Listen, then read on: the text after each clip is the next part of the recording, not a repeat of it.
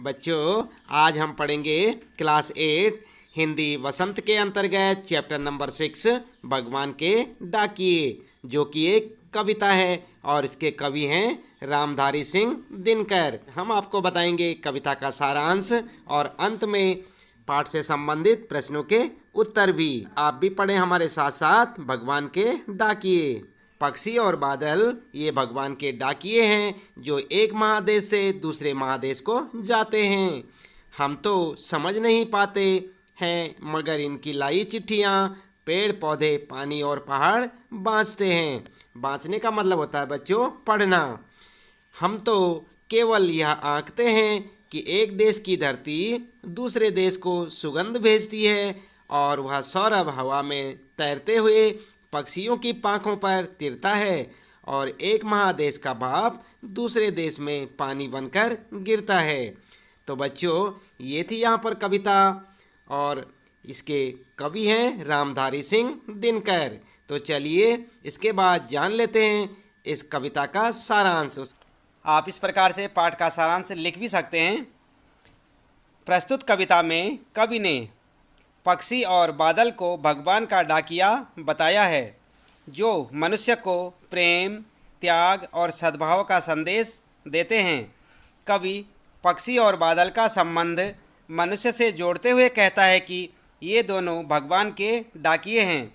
जिस प्रकार सरकारी डाकिया देखा होगा आपने, पोस्टमैन, जिस प्रकार सरकारी डाकिया हमारे लिए हमारे प्रियजनों का संदेश लाता है, उसी प्रकार ये प्राकृतिक डाकिए हमारे लिए भगवान का संदेश लाते हैं। ये डाकिए किसी स्थान विशेष के लोगों के लिए संदेश नहीं लाते। पक्षी आकाश में यहाँ वहाँ भ्रमण करते रहते हैं तथा बादल उमड़ घुमड़ कर पृथ्वी का चक्कर लगाते रहते हैं। इनका विचरण देखकर ऐसा लगता है कि ये भगवान के डाकिए हैं, जो भगवान का संदेश लेकर सभी देशों अर्थात पूरी पृथ्वी के आसपास घूम रहे हैं। यह सह संदेश मनुष्य में बांटते हैं, पर अपनी अज्ञानता के कारण मनुष्य उनका संदेश नहीं समझ पाता।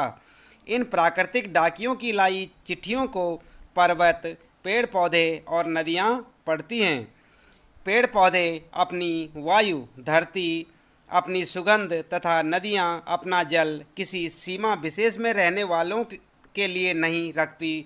वे स्थान, जाति, धर्म, वर्ग आदि का भेदभाव किए बिना सभी को लाभान्वित करती हैं।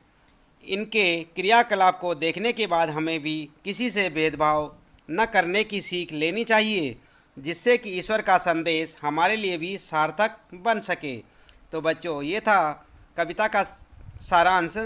आगे देखते हैं यहाँ पर अभ्यास प्रश्न कविता से, यानी कि इस कविता के अंतर्गत जो प्रश्न पूछे गए हैं उनके उत्तर यहाँ पर आप देखेंगे। तो चलिए बच्चों, शुरू करते हैं यहाँ पर प्रश्नों के उत्तर। पहला प्रश्न है, कवि ने पक्षी और बादल को भगवान के डाकिए क्यों बताया है, स्पष्ट कीजिए। तो आपका उत्तर होगा, कवि ने प्रस्तुत कविता भगवान के डाकिए में पक्षी और बादल को भगवान का डाकिया माना है। मानव अपनी संकुचित सीमा में बंधा रहता है, उसके लिए दूसरे देश दुश्मन के समान हैं। वह ईश्वर का भेजा हुआ संदेश नहीं समझ पाता। इसके विपरीत पक्षी और बादल किसी सीमा में नहीं रहते हैं, वह भगवान का संदेश पूरी धरती तक पहुंचाते हैं। अगला प्रश्न होगा दूसरा, पक्षी और बादल द्वारा लाई गई चिट्ठियों को कौन कौन पढ़ पाते हैं, सोचकर लिखिए। तो आपका उत्तर होगा, पक्षी और बादल पेड़, पानी आदि ही ईश्वर के भेजे संदेश को पढ़ पाते हैं। मनुष्य अपनी संकीर्णता के कारण इन संदेशों को समझ नहीं पाता है। अगला प्रश्न होगा, किन पंक्तियों का क्या भाव है।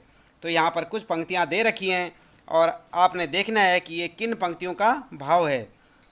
तो जैसे आप देख रहे हैं यहाँ पर, पक्षी और बादल प्रेम, सद्भाव और एकता का संदेश एक देश से दूसरे देश को भेजते हैं।